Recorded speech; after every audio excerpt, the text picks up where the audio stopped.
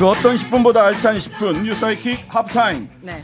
아, 이틀밖에 안 남았는데 지금은 129만 네. 이틀 후까지 130만 요정이 되고야 말 오윤혜 씨와 함께합니다. 반갑습니다. 아, 1등 너무 축하드려요. 아, 예, 감사합니다. 13%가 넘는 네네. 지금 1년 조금 넘게 계속 1위를 청취율 1위를 네. 기록하셨잖아요. 3개월에 한 번씩 이게 청취율 조사를 하거든요. 네. 예.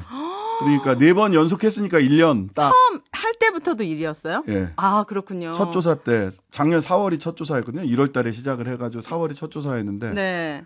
그때 1등으로 데뷔했습니다. 아, 그렇군요. 그렇게 계속 1등을 하다 보니까 주목을 받게 되었고 이제 내일 작별 인사까지 해야 되는. 모레 왜 이러세요? 아, 목요일까지 합니다. 오늘 제가 강남 가서 또 이런 얘기 해도 되나? 보톡스 맞았는데.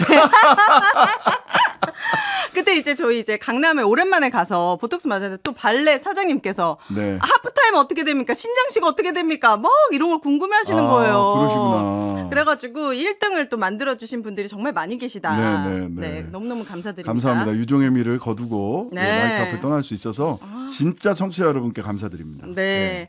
자, 오늘 제가 주목한 뉴스는 제가 또 후쿠시마에 가장 분노하는 두 아이의 엄마 아닙니까? 네. 국민의 생명과 안전에 가장 보수적이고 그렇게 접근해야 될 정부에서 방심위에서 지금 MBC 징계를 또 때렸는데 그 이유가 물고기 떼죽음 화면에 후쿠시마 오염수 보도 관련입니다. 이 물고기 떼죽음 화면에 의도가 있다라고 하면서 보도 중징계를 예고했어요. 보니까 방송 소위가 6일 오전 4차 정기회의에서 MBC 뉴스데스크 작년 10월 3일자 후쿠시마 오염수 방류 보도 이게 2차 방류이고 내일부터 7,800톤이 방류됩니다라는 내용이에요. 그런데 이때 화면이 뭐가 나갔냐면은 후쿠시마 오염수 1차 방류 당시에 자료 화면을 썼던 거죠. 이거는 이제 중국 CCTV가 1차 오염수 방류 당시 후쿠시마 부두에 물고기들이 떼죽음 당한 상황을 촬영한 화면이었어요. 그러니까 이게 뭐 동해 바다도 아니고 뭐 태평양도 아니고 후쿠시마 1차 때 이제 떼죽음 당한 화면을 썼는데 2차 방류하는데 왜 1차 때 자료 화면을 썼냐인 것 같아요. 그래서 이제 류일인 위원장의 논리는 시청자들의 수준에서 볼 때 앵커 화면을 보는 순간 강력한 영상 메시지, 고기가 저렇게 많이 죽었구나. 제일 먼저 떠오르는데 그게 의도가 없다고 할 수 있겠나라고 얘기했고 그러면 쓰지 말았어야 된다라고 얘기했습니다. 하지만 이제 박 센터장이 어떤 특정 의도를 가지고 치밀하게 계산해서 쓴 것이 아니다라고 얘기했고 통상적인 자료 화면을 사용하는 과정에서 있을 수 있는 일이다. MBC 뉴스룸 취재 센터장이 얘기를 했지만 이제 류 위원장은 그렇다면 쓰지 말았어야 한다.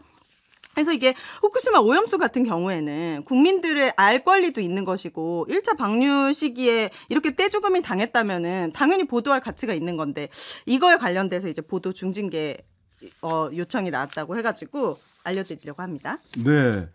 아, 저도 이 뉴스 지금 막 봤는데요. 신장식의 뉴스하이킥도 또 법정 제재 받았네. 주의 의결을 또 하셨네요. 아, 그래요? 예. 이거 근데 이제 오마이뉴스 기사인데 사실관계가 조금 다른 부분이 있어서 말씀을 드려야 될 것 같습니다. 네. 급성백혈병으로 순직한 고 홍정기 일병 사안과 관련해 한동훈 장관이 국가배상법 개정을 지키지 않았다고 개정 약속을 지키지 않았다고 비판했는데 네. 법무부는 국가배상법 개정안 입법 예고가 이루어졌다고 반박했고 이후 MBC는 오보를 인정하고 정정 보도를 했다. 이거 사실이 아닙니다. 오보를 인정하고 정정 보도를 한 게 아니고요. 법무부와 저희들 간에 합의를 해서 새로 밝혀진 사실관계를 추가로 방송을 해드렸어요. 근데 이거 지금 오마이뉴스에서 오보를 인정하고 정정 보도를 했다. 이건 사실이 아닙니다. 네. 오마이뉴스 측에 저도 이 방송을 통해서나마 말씀을 드리고요. 네. 그래서 MBC 법무부 측에서는 관련해서 언론중재위원회 등에 중재 신청을 했다가 다 거뒀어요. 이거는 사실관계가 추가로 밝혀진 사실관계를 방송을 했기 때문에 다 거둬들였거든요. 네. 근데 방심위는 굳이 나서서 법정 제재인 주의를 의결했어요. 이게 MBC를 향한 법정 제재입니까? 누구 보라고 하는 일입니까?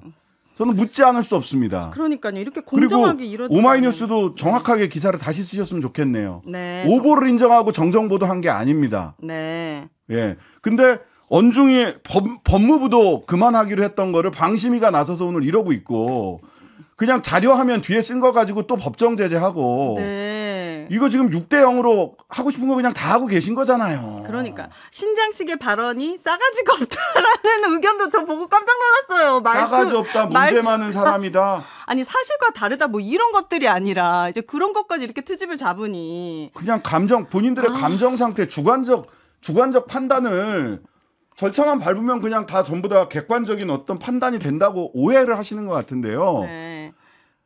제가 다시 말씀드립니다만 방심위원 여러분들 이렇게 원님 재판식으로 하시면 안 돼요.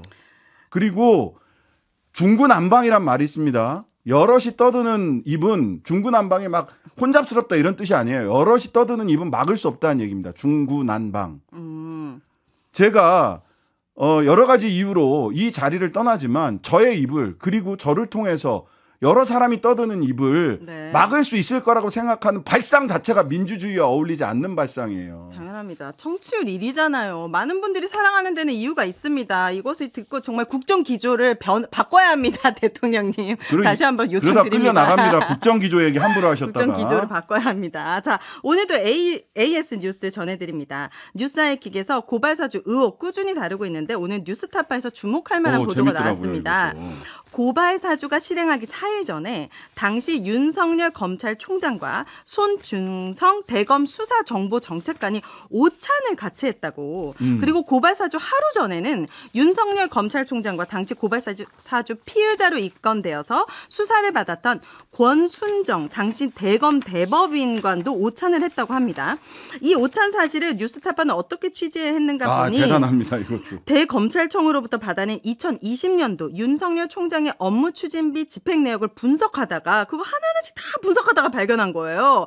검찰총장 업무 추진비 지출 증빙 자료를 보면 2020년 3월 30일 수사정보정책관 등 오찬 간담회로 34만 3,200원이 결제되었다고 합니다. 그래서 뉴스타파가 당사자들과의 입장도 취재를 시도했는데 윤석열 총장과의 오찬 이유와 대화에 대해서 손중성 검사장은 답을 하지 않고 있고 권순정 검찰국장은 총장은 대변인과 수시로 오찬을 한다. 참고하길 바란다. 이렇게 짧게 보냈다고 합니다. 네. 이거는 이 고발사주 사건이 일어났던 일주일 동안 무슨 일이 있는지를 그 뉴스타파 기사를 보면 다 정리를 해놨는데 표로 보기 쉽게 정리를 해놨어요. 타임라인을. 이거를 보셔야 됩니다. 고발사주가 있었던 날이 그 문서 손준성 보냄이 넘어간 날이 2020년 4월 3일입니다. 한창 총선 중이죠. 손준성, 김웅, 조성은 텔레그램으로 메시지와 각종 자료들이 전달이 됐고 1심에서 징역 1년형이 나온 거예요. 이거 가지고. 그 나흘 전에 3월 30일인데 이때 윤석열, 손준성 두 사람이 양재에 있는 한정식집 34만 3,200원 나온 여기서 점심을 먹었어요. 손준성 둘만 먹었는지 수정관실에 있었던 수사정보정책관실에서 있었던 다른 사람들 몇 사람이랑 먹었는지는 잘 몰라요. 그거는 먹지로 이렇게 찍찍 거놨기 때문에 시간과 인원수는 모릅니다. 어쨌든 근데 수정관실에서 수정관이 대장이 손준성이었으니까 같이 먹었겠죠. 그리고 그 다음 날 손준성, 한동훈, 권순정. 권순정은 당시 대변인. 한동훈 부산에 내려가 있었어요. 그다음에 손준성, 수정관 세 명이 카톡방에서 53회 대화를 합니다. 며칠에요? 3월 31일. 3월 31일에. 윤석열, 손준성 밥 먹은 바로 다음 날. 다음 날. 카톡으로. 대화가... 이 셋이 왜 모여 있는지도 모르겠어요. 한 사람은 부산에 가 있는데. 단톡방이 만들어지고. 예. 이날 MBC가 채널 A 그 이모 기자 그 소위 검언유착 사건 보도를 한 날이에요. 네. 그날 엄청나게 단톡방이 왔다 갔다 합니다.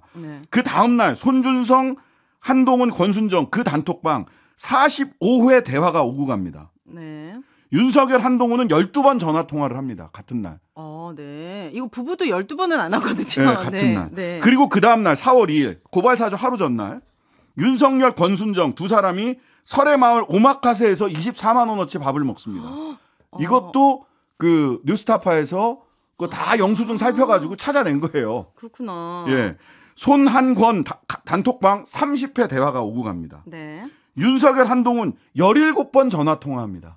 전날. 우리가 전날. 합리적인 의심을 할 수밖에 없는 상황이네요. 네. 그리고 그날 그 하루 전날 그림 파일, 사진 파일 한 60개 정도가 단톡방에 올라갑니다. 근데 이거는 왜 포렌식으로 한동훈 씨가 보낸 걸로 해서. 근데 그 내용이 뭔지를 몰라요. 왜 모르는 게 되는 거예요? 포렌식해서 그 손준성, 한동훈 누구 어느 한 사람의 핸드폰도 안 열려요? 안 열렸어요. 아, 그래요? 그럴 예. 수가 있나? 엊그제 조성은 씨가 나와서 이야기했던 건 뭐냐면 본인이 조사받는 과정에서 네. 담당 검사가 어차피 손준성 핸드폰 안 열린다라는 얘기를 2번을 했고 그 녹취록을 내가 녹취 파일을 가지고 있다. 언젠간 이거를 열게 되는 날이 있을 것이다 라고 어제 저희 인터뷰에서 말씀을 하셨어요. 요거는 뭐 제가 확인한 건 아니기 때문에 네. 조성은 씨는 그런 주장까지 했다. 네. 자, 이 사나흘 동안에 네. 도대체 이분들 연애하세요? 그러니까 무슨 얘기를 했는지 그리고 난 다음에 고발장이 예, 네, 4월 3일 날 돼서. 간 겁니다. 이게 만약에 모든 것들이 사실로 밝혀지면 어떻게 하시려고 이렇게 큰일을 저지르셨을까? 제가 보기에는 지금 검찰에서는 수사가 안 될 것 같고요. 네. 여기도 특검 필요성이 이번 총선이 지나고 나면 네. 제기될 가능성이 매우 높다. 저는 이렇게 봅니다. 알겠습니다. 3부에서는 여야 출입 기자들 정치권 비하인드 스토리 들어보도록 하겠습니다. 네, 오늘의 합타임은 여기까지. 감사합니다. 하루 종일 기다려지는 진짜 시사. 평일 저녁 6시 5분 신장식의 뉴스 하이킥.